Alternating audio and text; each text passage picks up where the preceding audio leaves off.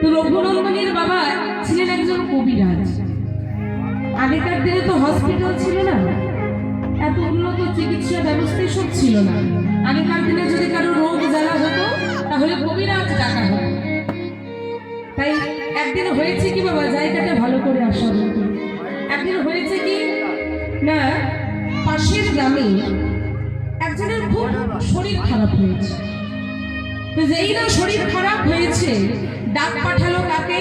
রঘুনন্দনের বাবাকে।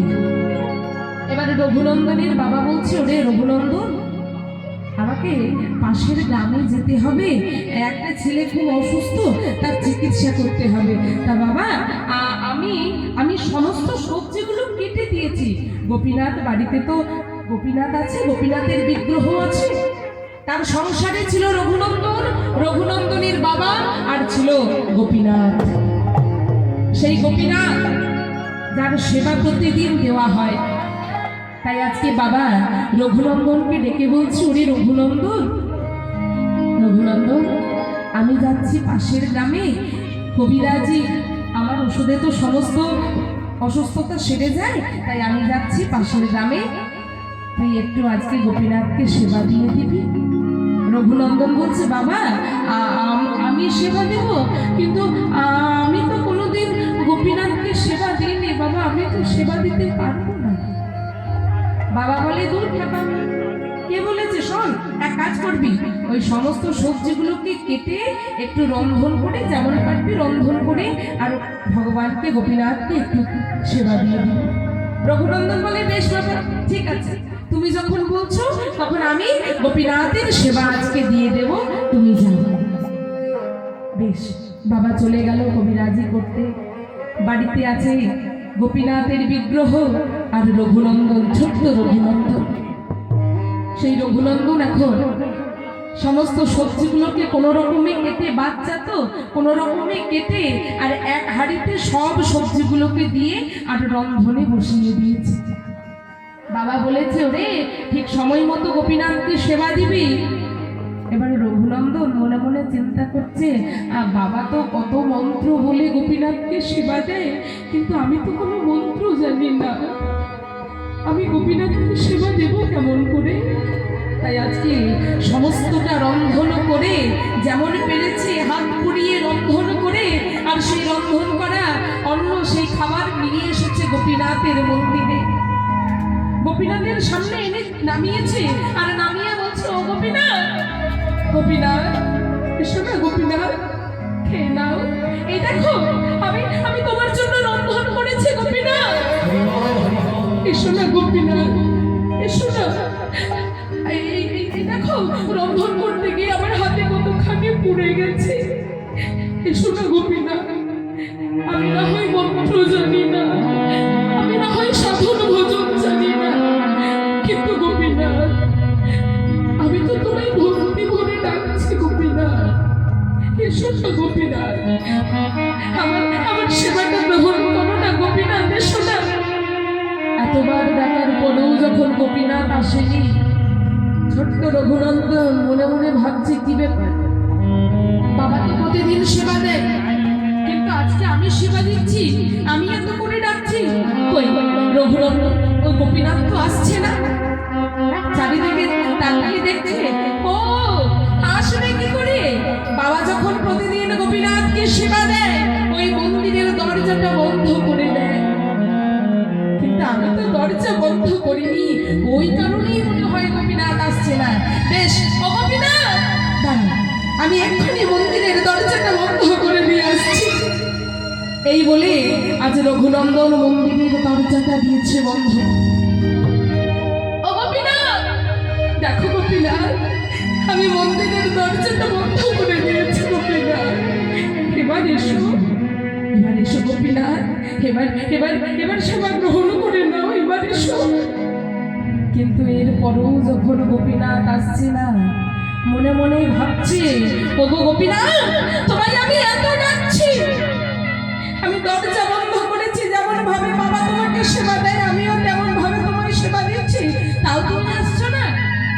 যখন বারে বারে ডাকার পরেও আসছে না, দেখবেন মা, আমাদের বাড়িতে যদি কোনো ছোট বাচ্চা থাকে, যদি খেতে না চায়, প্রথমে আমরা ভালোভাবে বলি কি রে খাবি, এবারে তাও যদি না খায় তখন করি কি না মাইরা আমার লাঠি নিয়ে আসে, খাবে খাবে কিনা, না হলে লাঠির ভয় দেখায়। তাই আজকে গোপীনাথকে এতবার করে ডাকার পরেও যখন গোপীনাথ এলো না, আজ রঘুনন্দন সেই বিগ্রহরূপী গোপীনাথকে বলছে, ওগো গোপীনাথ তুমি আসবে না, তো তুমি এইভাবে আসবে না। বেশ শোনো গোপীনাথ, আমি যখন খাবার না খাই, আমার বাবা আমাকে মেরে মেরে খাওয়ায়, আমিও তোমাকে মেরে মেরে খাওয়াবো। ছুটতে ছুটতে বাইরে গেল রঘুনন্দন।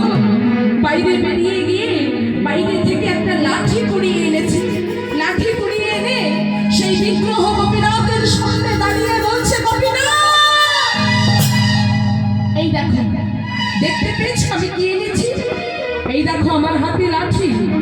এখনো বলছি খাবে খাবে, না হলে কিন্তু আমি এই লাঠির বাড়ি তোমার গায়ে বসাবো। আজ যখন ভক্ত লাঠি দেখিয়েছে ভগবানকে, ভগবান আর থাকতে পারছে না, ভগবানের অন্তর কেঁপে উঠছে। মনে মনে ভাবছে, বাবা আমার কোনো ভক্ত এমন করে আমায় কোনো দিন ডাকেনি, আজ আমার ভক্ত আমায় লাঠির ভয় দেখিয়েছে।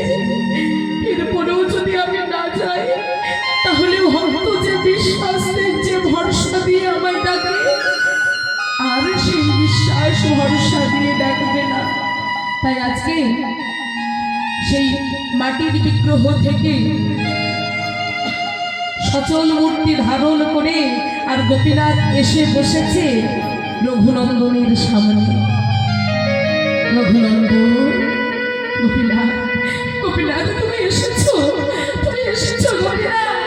তাই আজ রঘুনন্দন গোপীনাথকে ডাকছে, ও গো গোপীনাথ, ও গো গোপীনাথ, গোপীনাথ তুমি এসো,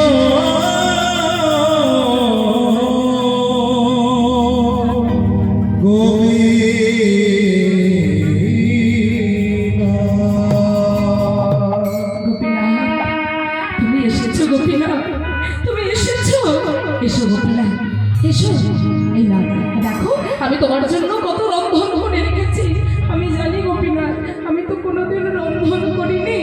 আমার রন্ধন করা হয়তো সেবা দেওয়া যাবে কিনা, তুমি খেতে পারবে কিনা আমি জানি না, কিন্তু গোপীনাথ আজকের মতো একটু কষ্ট করে খেয়ে নাও। চিন্তা নেই, কাল থেকে আমার আগে যেমন বাবা তোমাকে সেবা দিত, ঠিক তেমনই সেবা দেবে। কিন্তু আজকে বাবা পাশের গ্রামে গেছে তো কবিরাজি করতে, আর আজকে আমি বাড়িতে একা, তাই তোমাকে সেবা না দিলে তো আমরা সেবা করতে পারবো না। তাই তোমাকে সেবা করার জন্য আমি নিজে রন্ধন করেছি গোপীনাথ, তুমি সেবা করো। আজ গোপীনাথ সেই হাড়ি থেকে একটু খাবার নিয়ে মুখের সামনে দিয়েছে, এক গ্রাস খেয়েছে, আর এক গ্রাস খেতে না খেতে গোপীনাথের নয়নের জলে মুখখানি ভেসে যাচ্ছে। রঘুনন্দন তাকিয়ে তাকিয়ে বলছো, গোপীনাথ তুমি কাঁদছো কেন? বুঝেছি, তার মানে কি রন্ধনটা ভালো হয়নি? তার মানে কি আমি যে রন্ধনটা করেছি তাতে কি খুব ঝাল হয়েছে?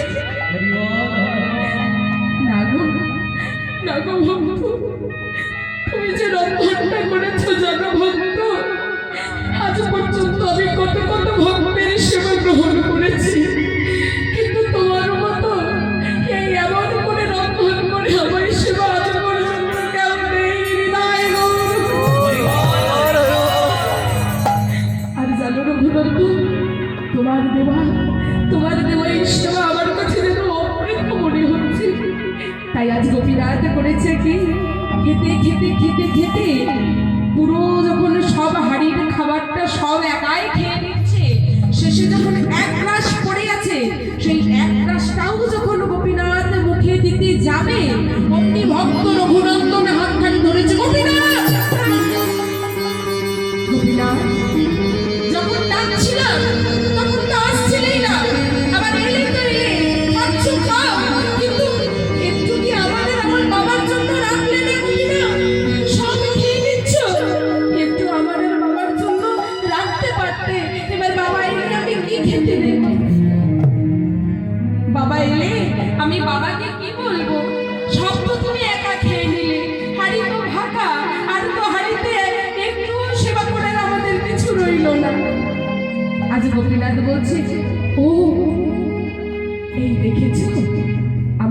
ভগবান ভালোবেসে আমাকে এত এত যত্ন করে সেবা দিয়েছে, আমি আর সেই সেবা থেকে দূরে থাকতে পারিনি। তাই তাই ভক্ত রঘুনন্দন, আমি তোমার সেই সব সেবা গ্রহণ করে ফেলেছি। ও গোপীনাথ, যা খেয়েই যখন নিয়েছো তখন আর তো কিছু করার নেই। কিন্তু শোনো, এবার যদি আমি কোনোদিন তোমায় কিছু দিই না, এবার একটু আমার জন্য আর আমার বাবার জন্য রেখো। বলে বেশ, এবার আমি আসি। বলে হ্যাঁ হ্যাঁ যাও, তোমার পেট ভরেছে তো? বলে হ্যাঁ বেশ। গোপীনাথ এবার তুমি এসো। আজ গোপীনাথ আবার সচল বিগ্রহ ত্যাগ করে সেই মাটির বিগ্রহে প্রতিস্থাপন করল, আবার ফিরে গেল। কিছুক্ষণ পর বাবা এসেছে বাড়িতে। বাড়িতে এসে পরে বলছে, কি রে রঘুনন্দন, তোকে যে বলেছিলাম গোপীনাথকে সেবা দিয়ে দিবি, সেবা দিয়েছিস? বলি হ্যাঁ বাবা। আর জানো বাবা, অন্যদিন তো গোপীনাথ পুরো সেবা করে না, সবটা খায় না, কিন্তু জানো বাবা, আজ মনে হয় গোপীনাথের একটু বেশি খিদে পেয়ে গেছিল, তাই আজকে একটু রাখেনি গো, সব খেয়ে নিয়েছে। বাবা মনে মনে ভাবছে, এতদিন থেকে আমি ওই বিগ্রহরূপী গোপীনাথকে সেবা দিয়ে এসেছি, কোনোদিন গোপীনাথ সেবা গ্রহণ করেনি, আর আজকে কিনা একটা ছোট্ট ছেলে রঘুনন্দন সেই সেবা দিল, আর সেই গোপীনাথ যে কিনা মাটির বিগ্রহ, সে সেই সেবা গ্রহণ করল? অসম্ভব। আমি এতদিন সেবা দিয়েছি, সেবা গ্রহণ করিনি, আর একটা বাচ্চা ছেলে সেবা দিয়েছে, সেবা গ্রহণ করবে না? নিশ্চয়ই রঘুনন্দন মিথ্যে কথা বলছে। এমনও হতে পারে হয়তো রঘুনন্দনের খুব বেশি খিদে পেয়ে গেছিল, তাই গোপীনাথ খেয়েছে বলে সে ওই পুরো খাবারটা নিজে খেয়েছে। বাবা ছেলের কথা বিশ্বাস করলো না, কিন্তু বাবা, রঘুনন্দনের বাবা, সেই গোপীনাথকে ডাকে কি ভেবে গো? মাটির বিগ্রহ ভেবে। আর রঘুনন্দন সেই গোপীনাথকে ডেকেছিল কি ভেবে? আপন জন ভেবে। সে জানতো আমি যেমন বাবার এক ছেলে, ঠিক তেমনি ওই গোপীনাথও হলো বাবার আরেক ছেলে, সেই ভেবে গোপীনাথকে ডেকেছিল। এবার বাবা মনে মনে ভাবছে, নিশ্চয়ই সব খাবার রঘুনন্দন খেয়েছে, গোপীনাথ খাবে কেমন করে? সে তো মাটির বিগ্রহ, সব খাবার নিশ্চয়ই রঘুনন্দন খেয়েছে। তাই ছেলেকে পরীক্ষা করার জন্য, ছেলে মিথ্যে বলছে কিনা সেটা দেখার জন্য বাবা করেছে কি, পরের দিনে আবার সকালবেলা ছেলেকে বলছে, ওরে রঘুনন্দন, রঘুনন্দন, আজকেও আমাকে একটু কবিরাজিতে যেতে হবে, আরো একটা কবিরাজি আছে, তা বলছে আজকেও তুই গোপীনাথকে একটু সেবা দিয়ে দিবি। এবার রঘুনন্দন বলছে, বেশ ঠিক আছে, আমি তো সেবা দিতে জেনে গেছি, কালকে যখন গোপীনাথকে সেবা দিতে পেরেছি, আজকেও আমি সেবা দিয়ে দেবো, তুমি যাও। কিন্তু বাবা, কি সেবা দেব? বলে শোন রঘুনন্দন, তোকে আজ আর হাত পুড়িয়ে রান্না করতে হবে না। শোন, ওই ওই দেখছিস ওই কৌটোর ওপরে আমি নাড়ু তৈরি করে রেখেছি, তাই আজকে তুই ওই গোপীনাথকে সেই নাড়ু সেবা দিয়ে দিবি। তো সেই না সেই নাড়ু সেবা দিতে বলেছে বাবা। আজ রঘুনন্দন সেই নাড়ু নিয়ে গোপীনাথের কাছে গেছে, গোপীনাথকে আবার ডেকেছে, ও গোপীনাথ এসো, গোপীনাথ এসো। আজ আর বেশি ডাকতে হয়নি, গোপীনাথ চলে এসেছে, দরজা বন্ধ করে সেবা দিবে। আর আজকে কিন্তু বাবা অন্য কোথাও যায়নি, মন্দিরের বাইরে দাঁড়িয়ে সব কান পেতে শুনবে বলে স্থির করে রেখেছে। তাই আজকে যেই না সেবা দিয়েছে, আজকে এসেছে সেই সচল বিগ্রহ ধরে গোপীনাথ এসে যেই না নাড়ু খাচ্ছে, সেবা করছে। আর রঘুনন্দন ভাবছে, কালকে আমি গোপীনাথের সঙ্গে সঙ্গে খাইনি বলে কাল আমি সেবা করতে পারিনি, আজকে ওই গোপীনাথ খাবে, তার সঙ্গে আমিও একটা দুটো নাড়ু খেয়ে নেব, না হলে আর পাবো না।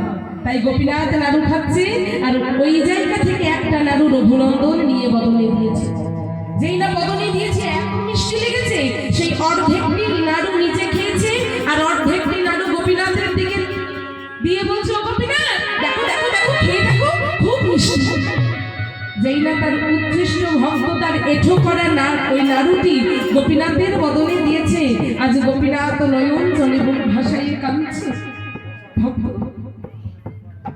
যাই হোক মা, আমাদের সময় তো আর বেশি নেই, পরের জন শিল্পী এসেছে। যাই হোক, চলুন একটি ভজন গাইব, তারপর আমরা বিদায় নেব। বিদায় গৌর হরি বল। হাতে হাতে একটু করতালি সঙ্গে